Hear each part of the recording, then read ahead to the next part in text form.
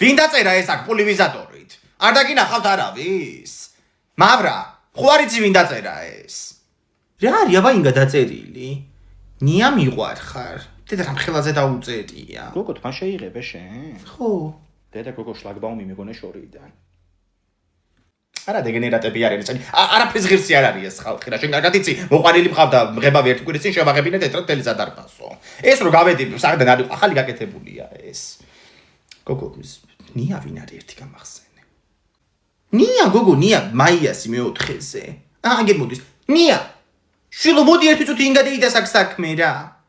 ნია შვილო, აი ვინ დაწერა ეს არის? აი როგორ დედაშვილს ისე გელაპარაკები. ვინ დაწერა ეს? იმიტომ რომ მე ხლა სამძიმარზე ვიყავ იქიდან მოვდივარ, რო გავეცახდნენ არ ყოფილა ესეთი რაღაც დაწერილი და რა იყო ახლა მეტი შეგნება არ ქონდა იმ ბიჭს. აუ ასეთი არა ვარ, ინგადეიდა თქვენთავს ფიცა ვარ. მაგრამ რა ვიხარ, ამდენი ვიღაცას ვიავსები, ასე თუ წერეს რაღაცები, გაივსებ ალბათ ხო აქაურობა. ესე იგი იმდენია რომ არ იცი. ეჭვით არ გაქვს არავის. კაი.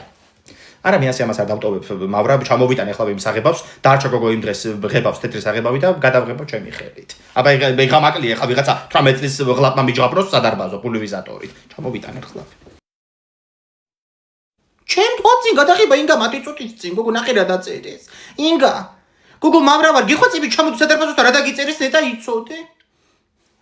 ნია, აი შვილო რა ქენი. აუ ვინმეს თუ უყარ ვარ დამნაშავე მე ვარ, მე რა ვქნა. მავრა სადაწერეს გოგო გამოცვლაც ვერ მოვასწარი. ვინც ეს გადაღება იმის დედაშ. გადავღებავ მე ისევ ამას.